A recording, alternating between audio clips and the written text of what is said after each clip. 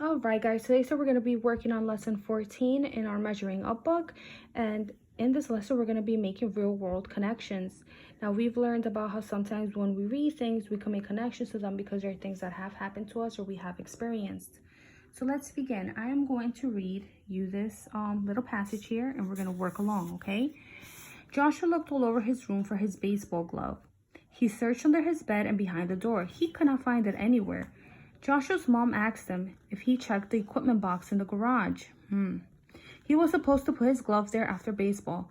Joshua said he had looked there first. His mother asked him if he looked in the closet and under the bed. He told her yes.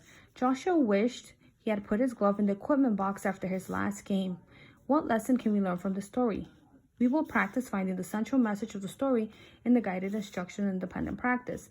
Then we will come back to Joshua at the end of the lesson. Okay, so these are some of the important bullet points that we're going to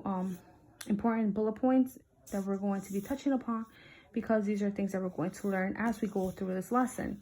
So what are you going to learn? You're going to learn how to retell stories, including fables, folktales, myths, and diverse cultures.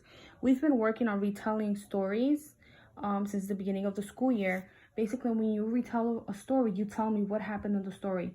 Tell me from the beginning, middle, and end. Because if I didn't read the book, I'm not going to know what it's about unless you tell me in a way that's going to be organized and with a lot of details. Maybe the story had a central message. Maybe the story had a lesson that you want to tell me about. So like I said, we've practiced this and now we're going to build upon it. Okay, so we're also going to learn how to find the central message or lesson of the story. We're going to learn how to use details from the text to explain how you find the central message. Now, these are things that we may already know, and if you don't, that's okay, because we're going to keep on practicing. So basically, you should know how to retell a story, including details. Check. I know that stories have lessons. Check. Like when we read the story of Harold the giraffe. What was the lesson in that story? That everyone has to be kind to one another, and it's not okay to hurt other people's feelings, right? Okay, so now we're going to move on here. Vocabulary in action. Okay, as you read, ask. As in ask yourself, what is this about? Why did this happen? What is the lesson? These questions help you discover the main message of the story. The central message in the story is the lesson the main characters learned.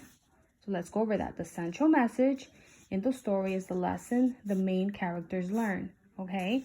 Key details. What are key details? Well, key details help you find the central message to tell you why characters feel or act a certain way. Key details help tell the story. So now, going back to this passage that we read here, we're going to go over this little part here. So a key detail, let's take a look. I can't find my baseball glove. I've looked everywhere. My game is in half an hour, he yelled, upset. So what does that show? Is he happy? Nope. Did he find his glove? Nope. Should he have been a little more responsible? Yes. So this detail shows that Joshua cannot find something that he needs. What did he need? His glove, and he cannot find it. All right, let's look at another detail.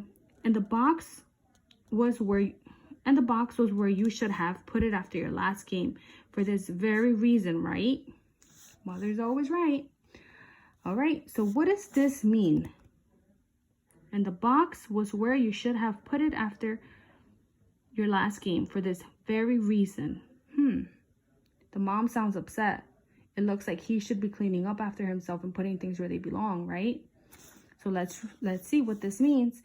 This detail shows that Joshua knows to put things where they belong, so they are there when he needs them in case he forgot. Okay, so this part is showing us that if he put things away, he would be able to find them. All right. Vocabulary word identify means to find key details. Not every sentence will be a key detail. Key details give information about the characters. Okay. And now we'll move. Hold on one second.